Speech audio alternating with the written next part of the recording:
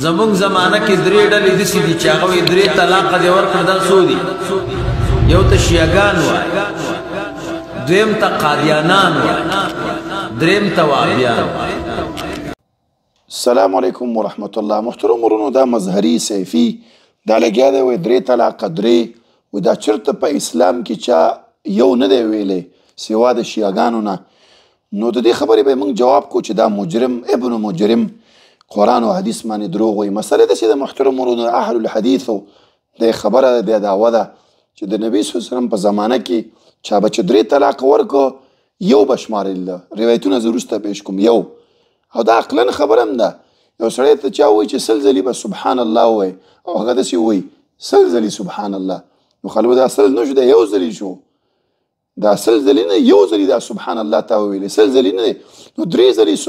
طلاق دا درې ځلې نه یو د شریعت دا یو حسابوي. دا د شیعګانو فتوا هم ده چې درې طلاقه درې حسابوي. کتاب د سرفراز صفدر هغه لیکلی دی، هغه وایي په خپل کتاب کې عمدة الاساس فی حکم طلاق الثلاث دې باره کې په 15 صفحه کې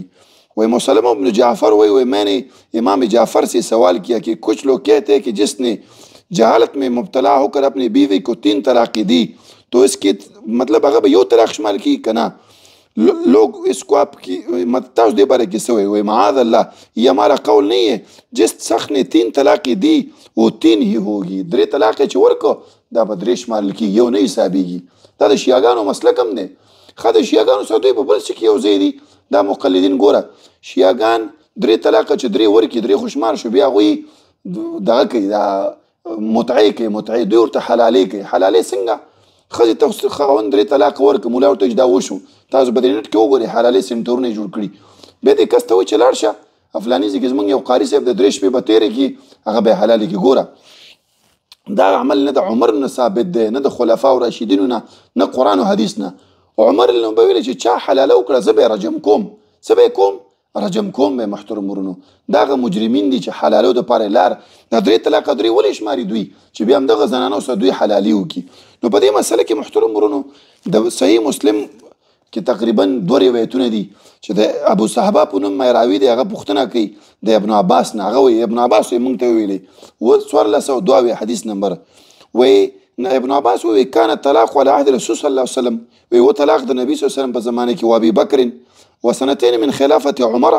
وایي 2 کاله د خلافت د عمر او د ابوبکر خلافت کې چا به چې 3 طلاق ورکو طلاق الثلاثه واحده 3 طلاق به یو شمال کېده. همداسې ابو زحبه په نوم باندې کس دی، هغه وایي ما ابن عباس ته ویلي چې تعلم انما كان الطلاق الثلاثه تجعل واحده على عهد النبي صلى الله عليه وسلم وابي بكر وثلاثه من اماره عمر. وی دا خبره رښتیا ده چې د نبی صلی الله علیه وسلم په زمانه کې د ابوبکر په زمانه کې او 2 کاله خلافت د عمر چې 3 نو هغې کې به دا چا 3 طلاق ورکړو یو به شمارل کېده. وایي او بالکل دا خبره صحیح روایت دی محترمونو. دې باره کې امام ابو داود مسند احمد کې روایت دی، رکانه په نوم باندې صحابي و هغه خفه و. نبي صلی الله علیه وسلم ورته چې ولې ته خفه یې؟ وایي ښځې ته مې 3 طلاق ورکړي، یو مجلس کې دې ورکړي. وایي او وایي لاړ شي بېرته رجوع وکړه د یو طلاق شمارل کېږي. صحیح روایت دی. سنن نسائی کې حدیث د نبی صلی الله علیه وسلم ناست یو کس راغی فلانی خپل ښځې ته 3 طلاق ورکړي. نبی صلی الله علیه وسلم خفه شو، وایي د الله کتاب سره تاسو لوبې کوئ او زه ستاسو منځ کې موجود یم. الله کتاب سره څنګه لوبې دي؟ ځکه قرآن کې الله فرمایي الطلاق مرتان بعد مرة، یو ځای ته نه وایي. ځکه الله قرآن کې وایي چې سنعذبهم مرتين 2 ځلې به سزا ورکوم. دا یو ځلې ده نه، د قبر عذاب بیل او د جهنم دغه د آخرت عذاب بیل دی. دې باره کې ښکار روایتونه دي محترم ورونو. دې باره کې د صحابو ډېر آثار دې باره کې شته. د ابن عباس نه مسلم کې ما روایت پیش کړه، بل طرق سره امام بیهقي تی هغه نقل کړی دی. اکرمه وایي شهدت ابن عباس، وایي زه ابن عباس سره دغه شوم، یو کس راوړل شو ښځې ته 3 طلاقه ورکړي وو. نو هغه ورته ویلي چې دا څو حسابېږي؟ وایي دا یو طلاق حسابېږي. یو څه حسابېږي؟ یو طلاق حسابېږي. د امام بیهقي دا روایت نقل کړی دی خپل کتاب کې. همداسې بل روایت هم دی امام احمد هغه نقل کړی د خپل زوی نه. وایي سمعت ابي سئل عن من سمع رجلا قال امرأتي انت طالق. دا څو حسابې کېږي؟ هغې ویل وایي دا غیر مدخول به دپاره د یو طلاق شمارل کیږي د ابن عباس صحیح روایت د محترم ورونو همداسې امام ابو داود نقل کړی دی د ابن عباس نه اذا قال انت طالق ثلاثا بفم واحد فهي واحده ویو کس خپلې ښځې ته وایي امام ابو داود دا دویم جلد 280 صفحه کې چې ته طلاق یو ځل ورته ویلي په یو ځل مجلس کې او هغه ویل ابن عباس وایي دا یو شمارل کیږي څه شمارل کیږي یو طلاق دا شمارل کیږي همداسې د ابن مسعود د ابن عباس نه بل روایت دی دغه ته نقل کوي ابن شهاب و ابن عباس ویل چې اذا طلق رجل امرأة ثلاثه ویو کس که ښځې ته طلاق ورکړه درې نو ابن عباس به څه ویلي ابن عباس به یراهن الا واحده ابن عباس به ویلي دا یو طلاق شمارل کیږي صحیح روایت دی مصنف د عبدالرزاق کې دا روایت نقل دی اسحاق ابن راهوی د ابن عباس نقل کوي هغه وایي وابن عباس ویلي والتي لم يدخل بها اذا جمع ثلاثه عليها وقعنا عليها وبیا داسې ویلي موږ ته وایي چا چې درې طلاق ورکړو وایي موږ ته ویلي چې واحده وایي دا یو طلاق به شمال کیږي هغه که جمع ورسره کړي مصنف عبدالرزاق کې دا روایت نقل دی ګوره ابن عباس نه تقریبا دې باره کې شپږو روایتونه نقل دي مصنف د عبدالرزاق کې وایي راوي وایي زهري په نوم باندې وایي موږ پوښتنه وکړه چې درې طلاقه درې دي وایي موږ ته ویلی شو چې هو دا یو درې طلاقه یو شمارل کیږي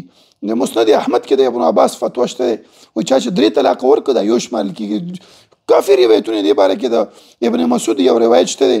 عبدالرزاق مسند عبدالرزاق کې تقریبا یو شپږو روایتونه د ابن عباس وایي چې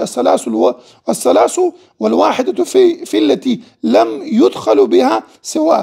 درې طلاق مثال که چا دخول کړی او که نه یې کړي د دوی لپاره برابر دی مطلب یو طلاق به دا شمارل کیږي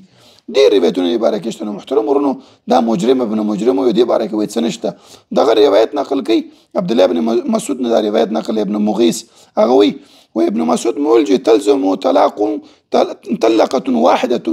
وهغه وایي چې درې طلاق به چا ورکول نو هغه به یو دا شمارل به یعنې چا به چې درې طلاق یو ورکړه هغه به یو شمارل کېده ابن مسعود نه دا صحیح سند سره د نقل دی نو دې باره کې د صحابه و اثار دي د دې مقلدینو دا فتوا چې د محترم ورونو دا چېرته ګوره د دوی د خپل کتاب دی ما سره موجود دی دا هدایه ده هدایه کې لیکي وایي طلاق درې قسم دی حسن احسن او بدعي بدعي طلاق کوم ته ویل کېږي دا درې طلاق چې یو ځای ورکړي دا وایي بدعي دی دې مقلدینو باندې سوال دی چې لکه ستا کتاب خو لیکي دا بدعي دی نو ته څنګه بیا وایي چې دا په قرآن او حدیث کې دا طلاق شته دی درې طلاق درې دا څنګه ته وایي دوی یو روایت پیش کړي د مسلم نه چې عمر الله نو خلک راجمع کړي درې طلاقه روایت کې داسې دي چې عمر الله نو ویلي چې صحابه راجمع کړي چې زما زړه دی د خلکو باندې درې طلاقه چې دي درې به زه شمار کړم خو حلاله که چا وکړله زه به یې رجم کوم